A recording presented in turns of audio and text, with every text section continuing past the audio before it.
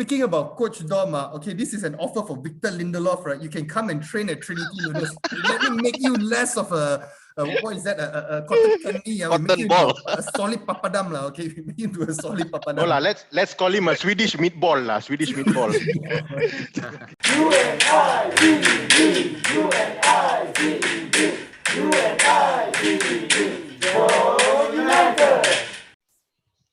Salam PKP 3.0.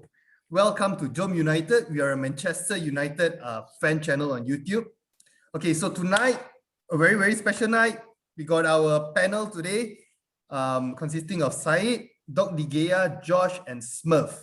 Okay, guys, one word for tonight, Cavani. Okay, let's start with Said. What's your opinion on the game?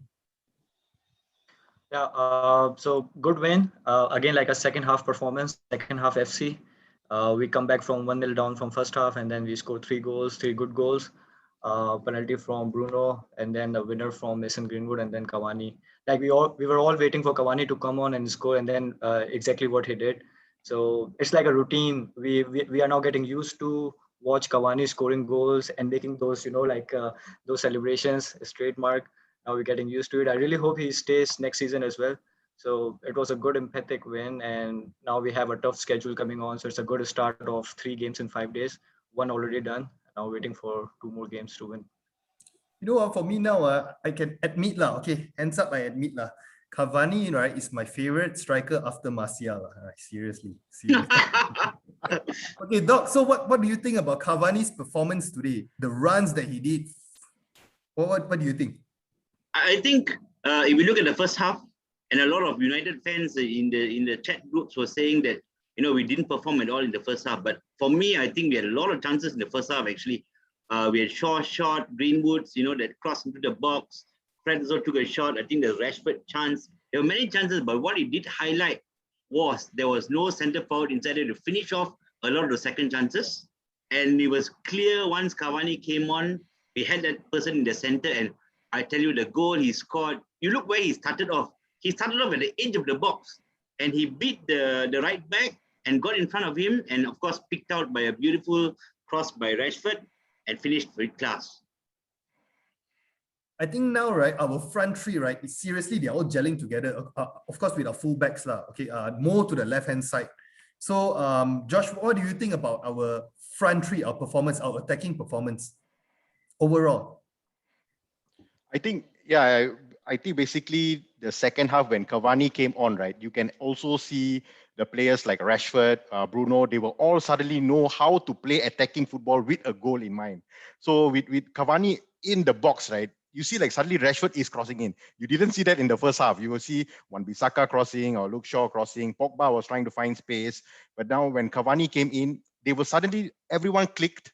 And they started to, Cavani will be there, give the ball to him, and he will get the goals. And his influence with all these players, like even the center midfield and the forward, give a lot of attacking flair to the Manchester United. And this was so good to see 3 goals from Manchester United in the the second half. So great stuff from United. You can actually see the team actually came alive when Cavani came in. I actually wasn't really expecting him to play maybe the last 10 minutes or so only, actually, because of course, the issue with him is the fitness levels, is it? So maybe, Smurf, coming from your background as a coach, right, how do we actually, with the tight fixtures that we have coming up, how do we actually pace our players? How do we actually, rotate our players accordingly to make use of Cavani's assistance? And of course, we got to take into consideration his fitness levels. Okay, because of his age, put it that way. But let me be very frank. Like, he runs much more than Marshall did today. Not Marshall, Rashford did today. Sorry, no. Okay, the runs that he make and the energy that he brings into the team is incredible. Okay, and of course, like I would like to add on what Josh have mentioned. United were basically we were attacking, but we had most of it was half chances until Cavani came in, and everybody knew that they had a talisman in front there. Okay, a person that they can actually pass the ball, confident to pass the ball to, and he knows what to do with it. He knows where the net is. He knows how to bury the goal. The ball at the back of the net. Okay, now back to your question here, Dom. For me, I believe that Ole is doing a very good job in the sense that he is preserving Cavani. Brought him on the 65th minute, which is probably the right time. And yeah, I think in the next game, Cavani should also be brought in roughly about maybe in the second half onwards and impact the game from there. Because if you're going to start him, we got to think in the next 48 hours or a few more hours added from 48, we will be meeting Liverpool, one of our deadliest rivals. Okay, and we want to win that game, even though if I mean we secured second place or so on, we still want to go all out for that game. And then in regards to fatigue in the team, I noticed that Bruno did not really have a very good game today. He looks pretty fatigued. So it's probably time as a coach. I mean, Ole should basically give Bruno a rest and bring in maybe Van de Beek to prove himself, give him another opportunity or so on. So yeah, rotating the team will be pretty important in the next game against Leicester, and preserving the best players that we can for the game against Liverpool. Okay.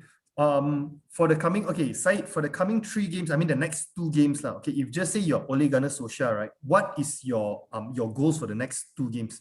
Okay, realistic lah. Sorry, Don't be can going I to butt in before you go to Syed? Yeah, sure. I think the worst thing that could happen this weekend was Chelsea beating Man City yesterday. I think he's made the decision now for the next 3 games, right? A bit more difficult for Ole. So if they won yesterday, you would have already conceded the league. Now you really need to fight until the next City game, and we have 2 games. So it's made that rotation, a bit more difficult. Sorry, but Syed, we go still ahead. want to secure our second place, Doc. We still, I mean, keeping that in mind, we still have our second place to fight for, and we probably we need 3 points, and 4 points to secure it. So yes, I think we will have to push all out as well. But Yeah. rotating will be very important against Leicester, so that we will go and finish off Liverpool. Hopefully, yeah, we should. So Said, if just say you're Ole Gunnar Solskjaer, what is your priorities? Like the coming games and stuff like that. So maybe you go in, you're expecting to win all the games, or what are your expectations and priority, Said? I think Ole would go for win for all the matches, regardless it's Leicester or it's Liverpool. I mean, Liverpool obviously he want to play the best 11 and really want to win that game. But I think in Ole's mind, obviously he would be thinking about the 26th May Europa League final. So I think it's important for the team to win all the matches, keeping the momentum and go into the final with the winning mentality. I know it's like few matches, few days we have to play a lot of matches, so there will be some rotations. But I don't think he will play, like academy players or team B starting the match. He would start with the strongest team. But like we are seeing in the last 2 games, like Bruno gets subbed off, and then Cavani in for Greenwood, or maybe uh, like McTominay or Fred can be switched with Matic or with Van de Beek. So there will be some substitutions, especially for example around the clock of 50 minutes and 60 minutes. So we would see a lot of substitutions going on, but he would go for the win all the matches, and that's the mentality he should bring into the team going to the final on 26th May. Okay, moving on. The icon Paul Pogba. Okay, this one I got to bring this up. Okay, because previous seasons and whatnot, we were talking about building a team around Paul Pogba and whatnot. Okay, then earlier in this season, throughout this season, we are talking about Paul Pogba leaving. Okay, with the drama that came with it, right? Okay, Josh, do you think that Paul Pogba at this very moment, do you think he's happy in United? Obviously, looking at how he plays, because when he's happy, he plays his best. And looking at his past 10 games, past 10, 12 games, right? He has been performing really under the radar, performing at his top level. Even the penalty was won by Paul Pogba himself. So, him being a box-to-box player, of course, there are moments where he would be the unsung hero. And he actually played a very, very crucial part, not only for this game, but the past few games as well. He's actually letting some pressure off Bruno, and he's playing the talisman role as well. But I really feel, and I hope that Paul Pogba really stays, because if he can play, and this is during his Ramadan month as well, he's doing his fasting, and he's playing at his very top level, and I really hope that he does stay. And yeah, apart from building a team around Paul Pogba, why not build the team around Pogba and Bruno Fernandes? I think these two has a very special relationship now moving forward, and he really plays a big part in United, and I think he's really happy on what's going on, because when he's happy, he performs very well. And I can see last time when under Jose Mourinho, when he's unhappy, he can even do his Twitter. He got time to do his social media and all, and he plays ridiculous football sometimes that make us really mad. But I think he's really happy now at United. But his position is very important because in the Roma game he played with a defensive position along with Fred, I think, and he was not performing good. But today, if he's playing on the left side, on the attacking side, he's the best we see going forward. But I think Ole should not use him in the defensive. If I know, like, he has to be happy to be in the team, to be in Manchester United, but he also needs to play in the best position. If Ole plays him in the number 6 position, I know he's number 6 shirt, but he's not a number 6 player. If you put him in the number 6 position in a defensive midfield, he's not the best player in our team. Maybe because he prefers the flair of moving forward. I mean, to be a more advanced role, to attack and whatnot, to score goals, to assist. You can actually see the chemistry between him and Cavani when they can actually high five after that and whatnot. You can see the runs that both of them actually made up. So, okay, let's move on to the not so interesting, not so positive part of our game just now. Let's talk about our CDM and our centre back. Okay, Doc, give us a bit of your opinion. What do you see? Lindelof. I don't know. Smurf likes to call Maguire papadum, but I think Lindelof is worse than a papadum. He's like a cotton ball at it. You know, he's like so soft. He's too freaking soft. I mean, even Oli Watkins can push him aside. Even Traore can push him aside. He's too soft. He's slow sometimes. Most of the time, he's slow. He's weak in the air, and he's too soft. That goal, right? I mean, the goal was a fantastic goal. There's no way Henderson could have saved it.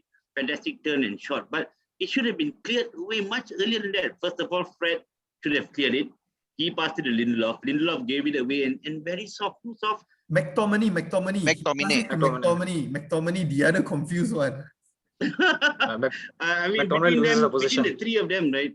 Like some people say, you're playing two central defensive midfield. This shouldn't be happening. You know, somebody should have taken charge and cleared that ball before it went to Lindelof and cotton ball just let Traore past him. So, Colin, with Maguire injured, right? How do you think this will affect our coming games? Okay, what I just read on news, right? Basically, Ole have probably said Maguire's return date would probably be a week or probably up to a month, and he hopes that Maguire will be ready for the finals. So, taking this into consideration, we're pretty concerned about the game against Liverpool. Yes, he is basically not up to my standard as a centre back, but he is definitely the best that we have at the moment in Manchester United. So we would need him. But if he is not going to play, that is going to be quite a cracker that Ole is going to have in his dressing room. So, choosing his lineup. Who would you have as our centre back pairing for the coming games? I mean, we don't have choice, so it should be Bailly and Lindelof for the next two. Can we take out Lindelof and put how about Tuanzebe? Take out Lindelof and put Tuanzebe. I don't think Ole has a trust on Tuanzebe because I think the last time I saw him play was in the Everton draw, which was 3-3. Yeah, and then he causes the problem where he conceded a free kick. But he had a good game in Parc des Princes away at PSG. We all remember he controlled Mbappe and all. But I don't think he's ready for Premier League until now. So it should be Bailly and Lindelof for the next few games until Maguire is ready. Cotton ball and brain freeze. We're going to have a fun time. No, but at the end of the day, we just hope that Maguire's injury, I mean, because it's not really assessed yet. So we just hope that he will be ready at least for the Liverpool game. Sit out the Leicester game. That's okay. At least he's back for the Liverpool game. We need our best centre back in Manchester United that we have at the moment. Maybe Ole can also agree with Smurfs on that. He's being terribly positive this week, but yeah, he's the best central defender we have at the moment. At the moment, I think Ole can also try one more thing. For example, 3 at the back and then 2 on the wings. For example, he can play Alex Telles and Wan-Bissaka on the flag, and then 3 in the middle, which is Shaw, Bailly, and Lindelof. So I think without Maguire, because I think he trusts Maguire a lot, and if there is a problem, then I think he can also go for 5-3-2, something like this, like 5 in the back with Shaw, Bailly, and Lindelof in the back, and Telles and Wan-Bissaka on the flag. So That was the would be another opposition that option we for- played against Liverpool and City last season as well. It was quite effective during that time. Yeah, Shaw played quite well in that role actually, as the left of the centre For three. the three. Yeah. But Telles, I don't know. I'm a bit suspect with Telles in there. Going forward, He- he's he- actually good. Going forward, he's actually Yeah. good. Just defensive, he's still like he loses his position and then his feet, a bit confused and whatnot. But then Yeah, Being because another Brazilian, he's another Brazilian. he Don't know, tends there's to something tuck about- in too much. He tends to tuck in too much, and then when the cross is over him, he backpedals and loses his balance. He should actually stay with the left winger, and then if the cross is in front, you come forward. It's easier instead of backpedaling. Yeah, so I feel he tends to tuck in a bit too much. I think What apart about from Williams the, there? the Rafael, the Brazilian brothers those days, and the Brazilian players we have nowadays, every time they join MU, right, their nationality become Malaysian. They swap the nationality. Okay, so we pretty much covered all this. Okay, so how about I would say your man of your match, man of the match. Said, who's your man of the match? Mason Greenwood would be my man of the match. He had a brilliant game. He scored the winner, and now he has like 5 goals in his last 5 appearances in Premier League. He has also broken Wayne Rooney record as most goals scored by a teenager. Now he has scored 16 goals. So and he's also nominated for the Player of the Month of Premier League for April. So he's in a fine form, and I think he had a good game, scoring a good goal as a winner. So Mason Greenwood would be my man of the match. Okay, dog, man of the match. The last game I nominated the VAR as the man of the match, but this today, right? I think our front 3 or front 4 were all on equal par, so I can't name a man of the match among Greenwood, Pogba, Fernandes, Rashford, Cavani. So I'm going to go with Victor Lindelof. I think because he allowed the goal to go in, he sparked us into going behind and then coming forward to win the game. So Victor Lindelof is my man of the match for today. I totally agree, Doc. Victor I Lindelof think didn't perform. We all got nothing to talk about actually. exactly. If Lindelof didn't let the goal in, we couldn't come back. So we were playing so well building up to this. If Lindelof didn't let go the goal, we wouldn't score 3. So well done, Victor Lindelof. So he brought the he brought the best out of everyone. Helping to concede the goal, it actually spurred Ole to give one of his magical halftime team talks to inspire. So yeah, second half FC.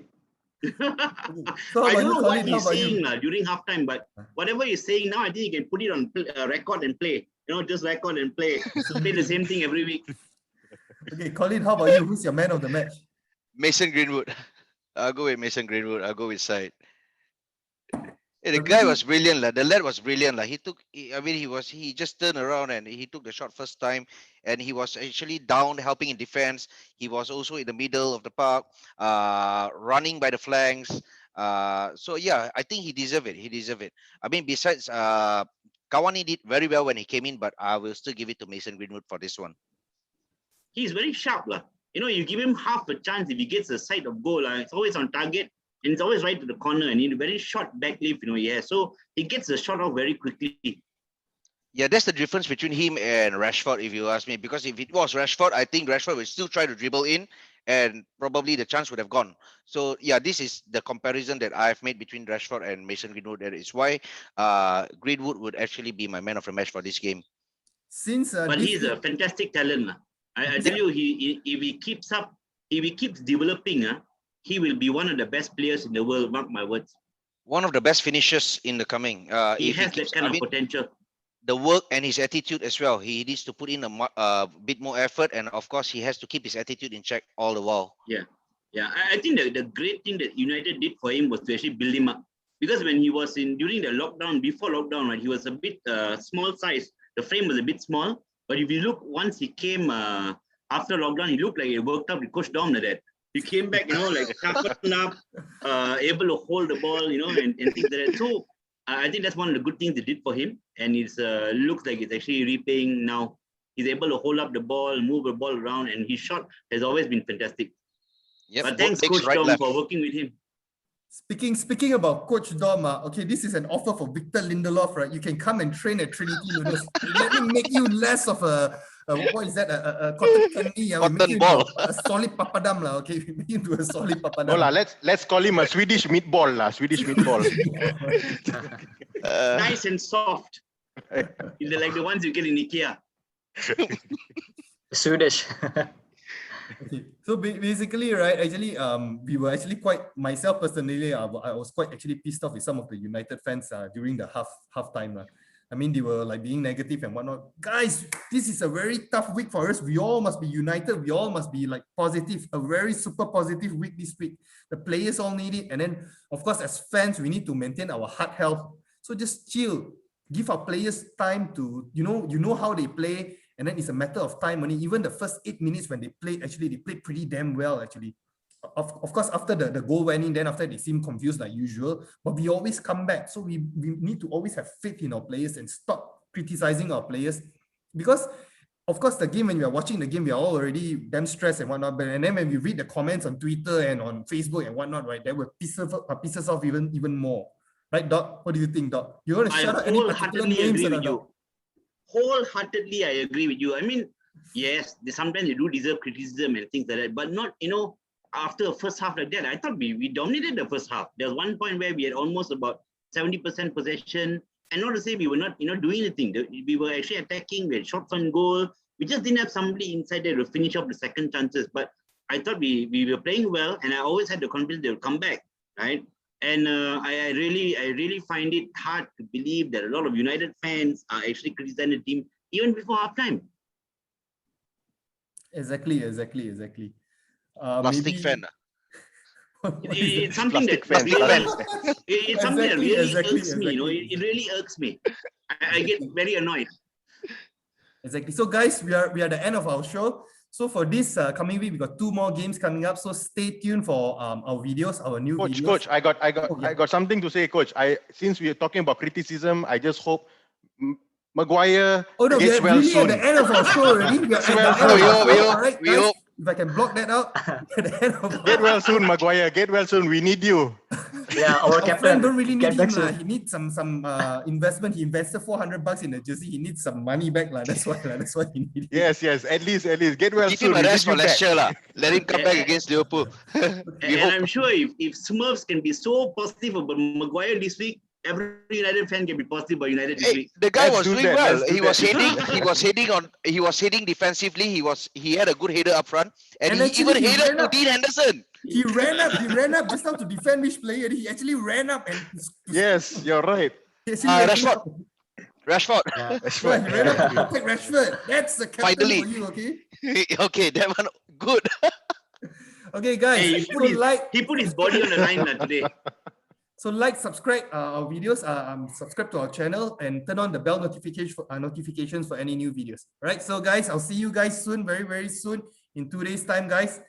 See you guys. United All right. forever. Cheers. Wonderful night. Cheers. Night.